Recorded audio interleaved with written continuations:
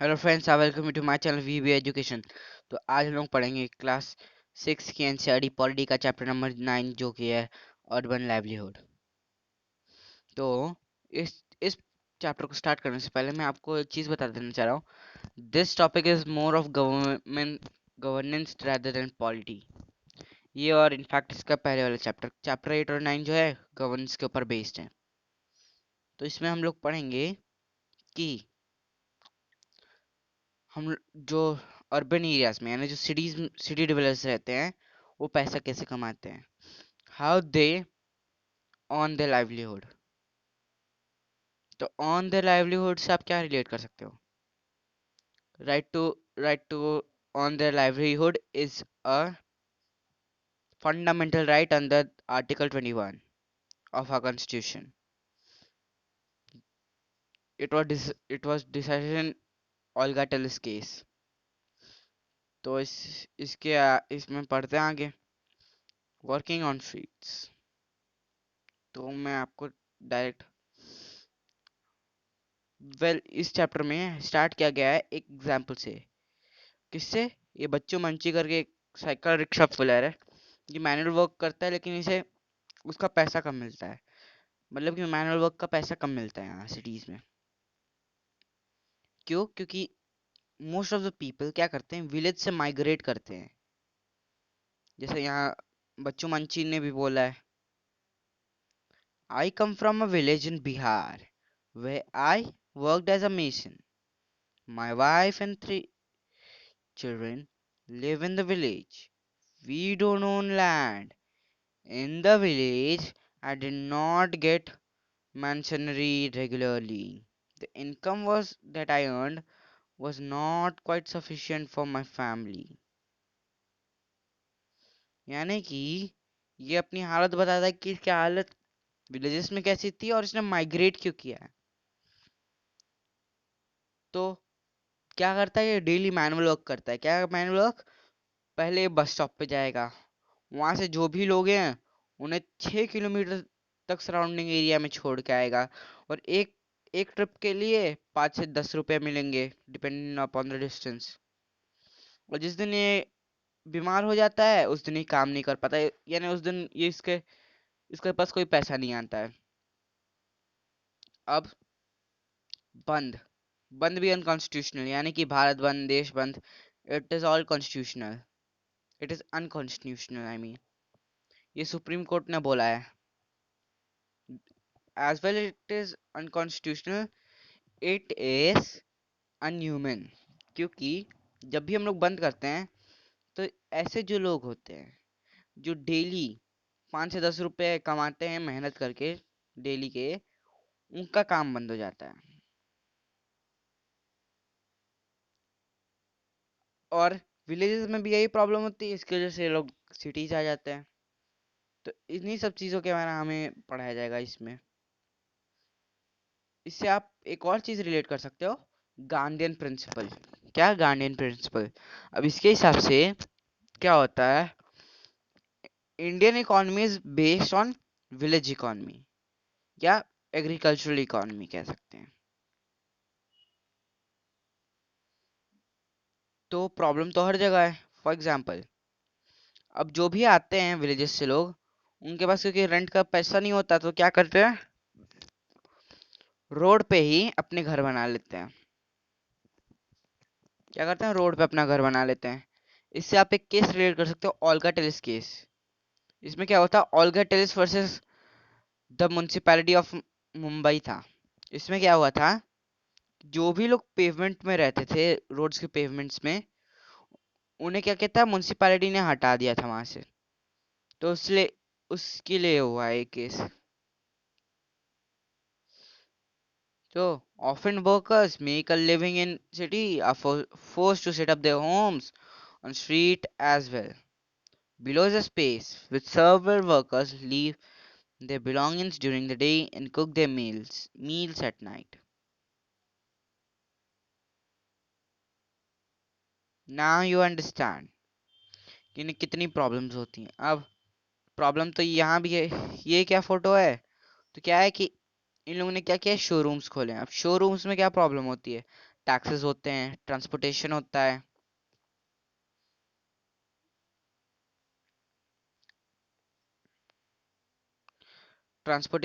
है, कभी कभी ट्रैफिक होता है, और भी इनके भी बहुत सारे प्रॉब्लम होते हैं।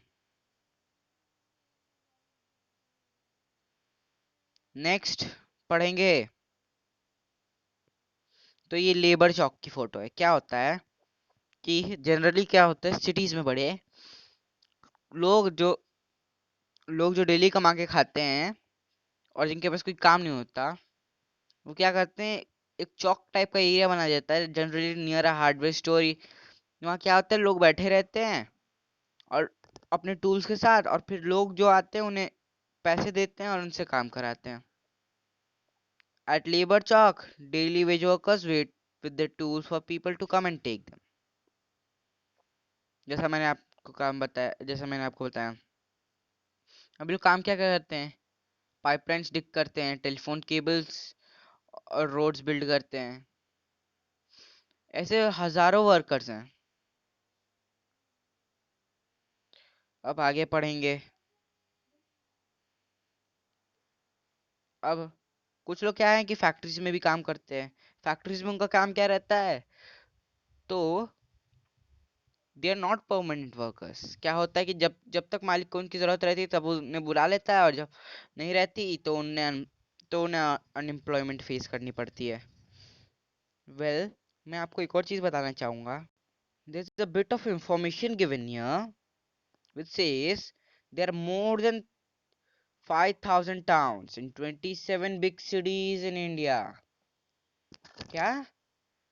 तो 5,000 से ज्यादा टाउन है और 27 बिग सिटीज हैं। बिग सिटीज कौन कौन सी है? चेन्नई, मुंबई, दिल्ली, कोलकाता। जहाँ, अब ये समझो क्या होता है, इन इन्हें गवर्न कौन करता है, तो म्युनिसिपैलिटी करती है। यानी कि मुंबई की बात ले लो, एशिया का रिचेस्ट पर्सन, या यू कहें six richest person in the world, भी उसी गवर्नमेंट के अंदर आता है जिसके अंदर वहां का सबसे पॉवर्टी लाइन के नीचे का पर्सन आता है। लेकिन गाँव में क्या होता है, तो गाँव में ऐसा ही होता है लेकिन थोड़ा डिफरेंट होता है। गाँव में क्या है कि लोग अमीर तो होते हैं लेकिन उतना डिफरेंस नहीं होता अमीर गरीब में। बट सिटीज में बहुत ज्यादा डिफरेंस होता है। इन्हीं डिफरेंसेस को गवर्न करना पड़ता है म्युनिसिपल कॉर्पोरेशन को। चलो अब आगे पढ़ते हैं जहाँ हम लोग पढ़ रहे थे वहां से। अब ये एक फैक्ट्री का फोटो है।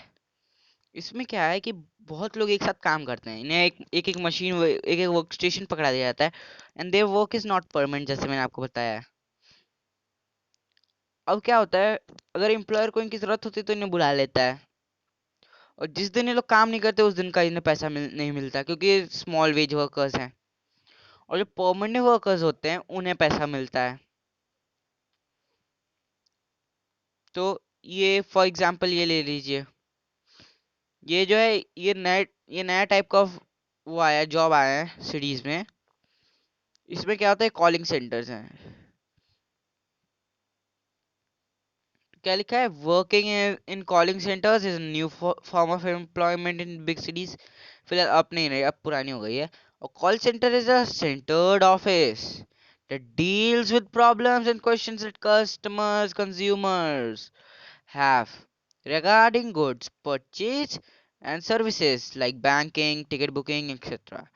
Call centers are generally set up as large room with workstations that include computer, a telephone set, a supervisor station. India has become a major center not only for Indian companies but also foreign companies.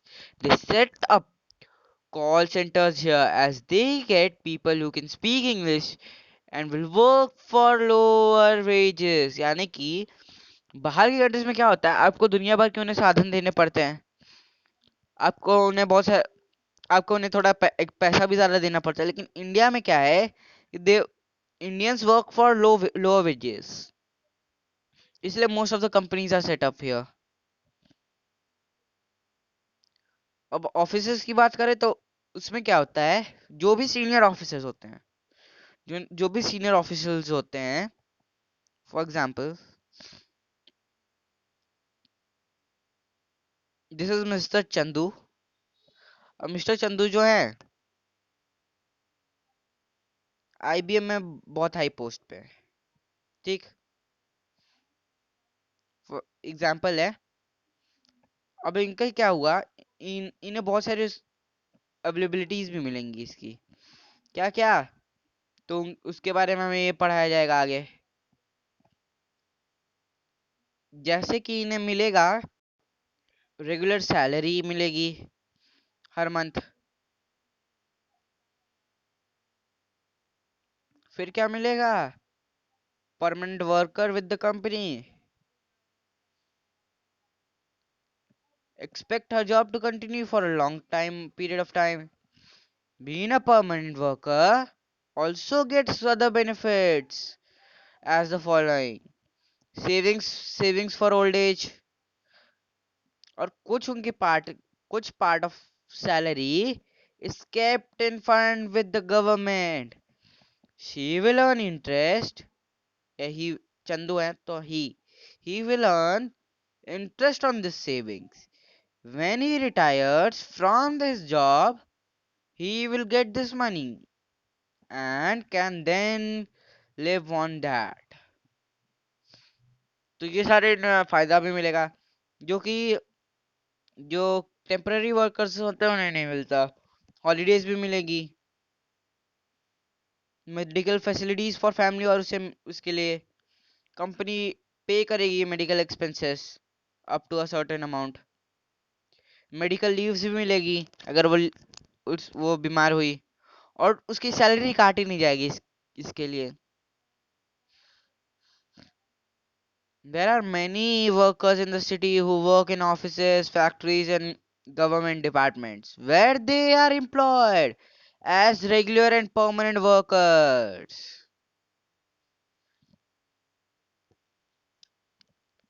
They attend the same office or factory regularly. उनका work जो है clearly identified होता है, उन्हें regular salary मिलती है। Unlike casual workers, उन्हें उन्हें कंपनी छोड़ने को नहीं बोला जाएगा जब उनका वर्क उतना नहीं रहेगा।